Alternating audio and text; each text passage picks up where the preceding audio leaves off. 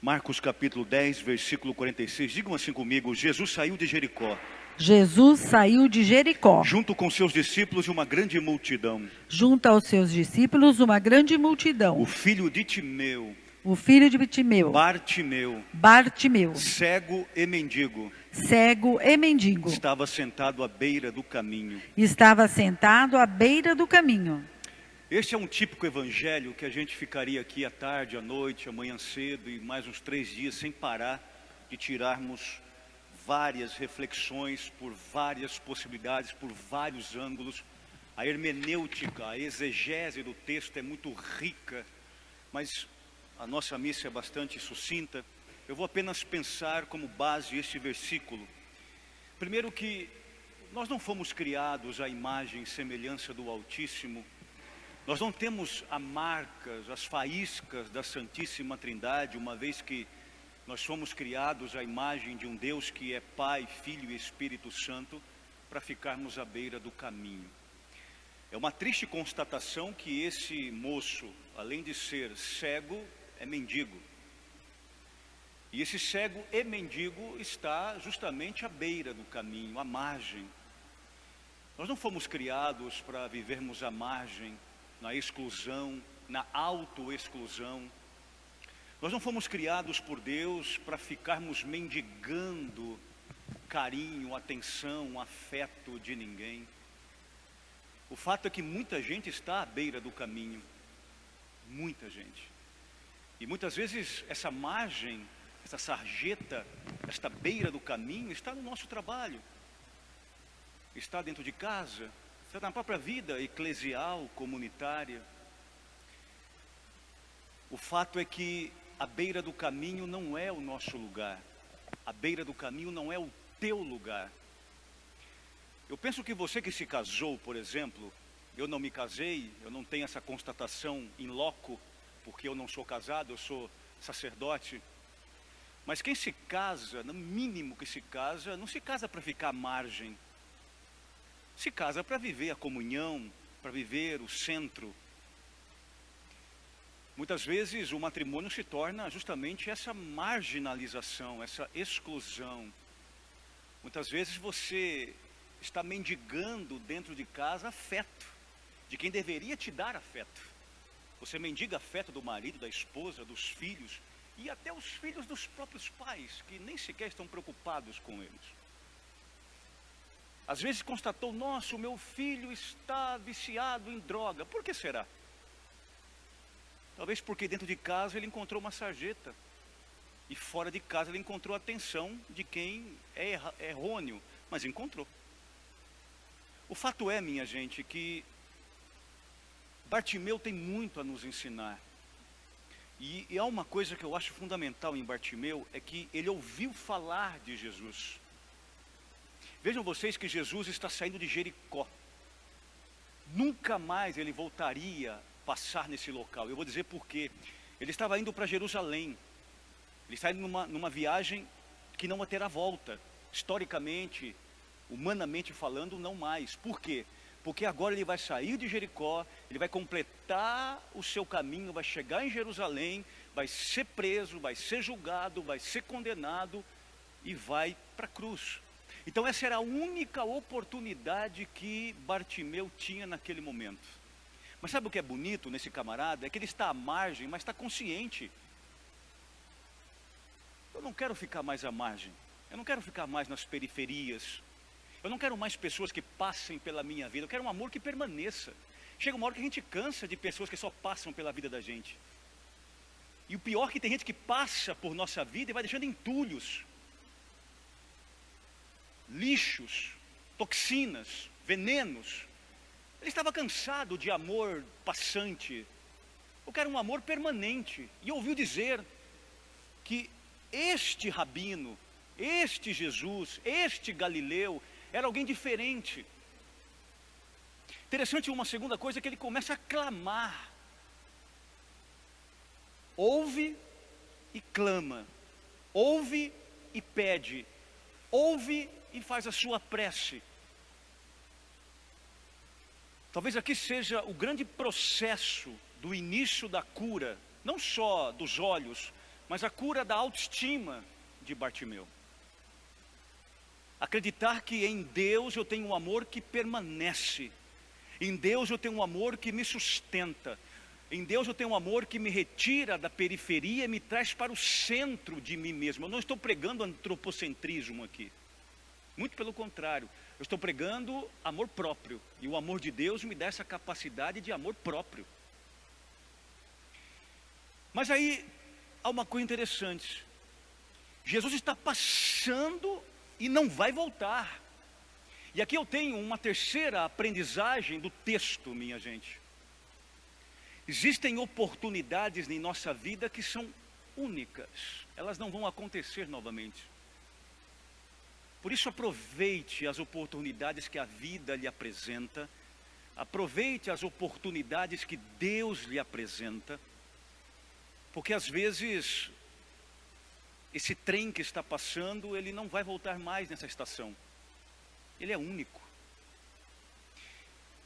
Bartimeu não tinha visão. Olha que interessante isso. Eu estava olhando bem para esse texto e pensando cá com meus botões. Esse cara não tinha visão, mas tinha olfato, tinha tato. Esse camarada tinha paladar. Esse cara tinha audição, que fez escutar as conversas de que estava passando por ali um jovem galileu, um profeta, um rabino, um Messias. E aqui eu aprendo com ele que as oportunidades são para aqueles que sabem, têm consciência do que não tem, mas sabe o que tem e sabe usar o que tem para conquistar o que não tem ainda. E é o que ele fez. Por isso que o texto também é motivacional. Ele me motiva, primeiro, a descobrir quais são os meus pontos fracos. O que é carência em mim? Quais são as minhas carestias existenciais? E aí então eu posso buscar aquilo que falta em mim. Se eu não sei o que falta em mim, eu sempre vou ficar buscando alguma coisa, as apalpadelas, e nunca vou chegar a lugar nenhum. O grande problema é que a gente não sabe para onde está indo, e a gente pega qualquer caminho que não leva a lugar algum. Por isso que, se você quer cura, se você quer sucesso na sua vida pessoal, profissional, relacional, a primeira coisa é o autoconhecimento, minha gente. É saber quem você é e o que você não é. Os filósofos gregos nos ensinavam que a nossa identidade, elas perpassam o tempo todo no crivo, no conhecimento daquilo que é positivo e negativo. Daquilo que tem e falta-me. A identidade é a afirmação e também a negação. Quem sou e quem não sou. Portanto, esse camarada é alguém que vai nos ensinar isso. Presta atenção naquilo que você está buscando, naquilo que te falta. E é isso que ele fez. Eu não tenho visão, mas tenho audição. Tenho tato. Tenho paladar. E vou buscar aquilo que me falta, é a minha visão. E ele consegue o que ele quer. Ele consegue o objetivo dele. Sabe o que é outra coisa interessante? Um quarto ponto para eu ir fechando o meu pensamento. É que esse Jesus está passando, ele está com uma multidão mais os 12 apóstolos. Quer dizer, é muita gente. Por que Jesus se interessaria por alguém que está à margem, que é mendigo e cego? Por que Jesus se interessaria por alguém que está mendigando, alguém que tem nada para dar para ele? Por quê? Eu tenho uma multidão que está aqui me envolvendo, me paparicando, mais 12 apóstolos. Para quê? Eu vou me preocupar com um cego e mendigo. Mas aí é uma coisa importante. Primeiro, que Deus se importa com você no singular. Deus se importa com a sua vida. Deus se importa com a tua história. Deus se importa com o que você fez de bom ou de ruim. Deus se importa em transformar a tua vida num presente diferente. Todo mundo erra, minha gente. Quem não erra nessa vida? Quem nunca errou nessa vida? Deus se importa quando o meu coração é sincero, está aberto para uma mudança brusca e radical. Deus se importa conosco.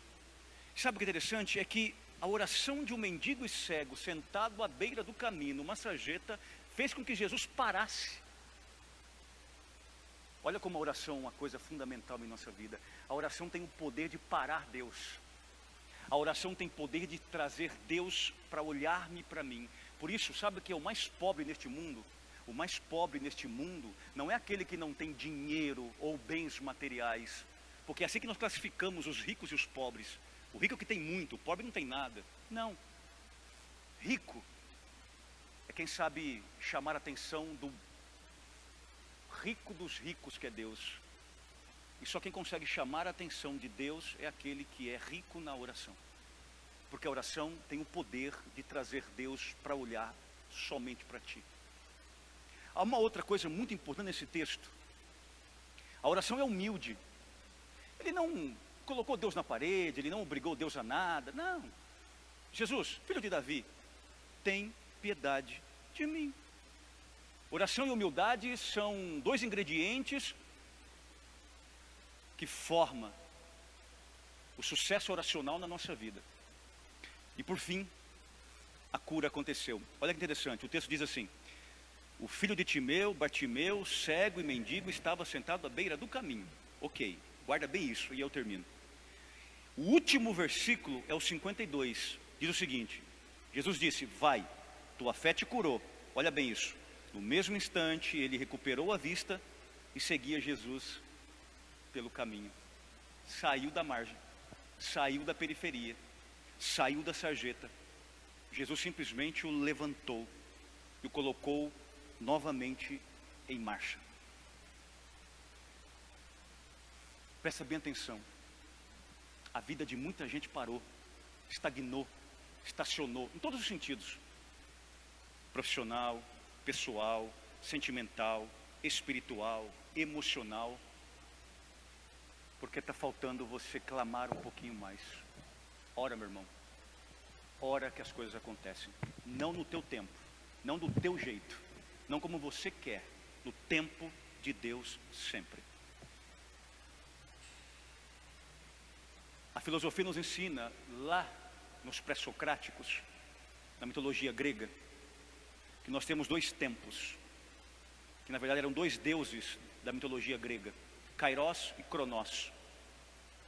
Cronos era a deusa que consumia o tempo todo, é o tempo biológico, é o tempo histórico. Kairos é o tempo eterno, é o tempo sem tempo. Depois nós entendemos com a teologia que nós podíamos reinterpretar essa mitologia filosófica grega e trazer para o contexto do eterno em Deus. Deus é Kairos, nós estamos no Cronos ainda. O nosso tempo é o tempo biológico, nós morremos a cada dia um pouquinho. A cada dia passa-se o tempo, nós ficamos um pouco mais envelhecidos. Nós estamos caminhando para o Kairos, mas alguns pararam no tempo. Então quando eu oro, Deus entra com o seu Kairos no meu Cronos, Deus entra com o seu tempo no meu tempo, me desinstala, me tira da pseudo-segurança, da zona de conforto e me coloca de novo no caminho, porque a sarjeta não é o meu lugar. Definitivamente, a sarjeta não é o teu lugar. O teu lugar é o centro do coração de Deus. A Ele uma salva de palmas.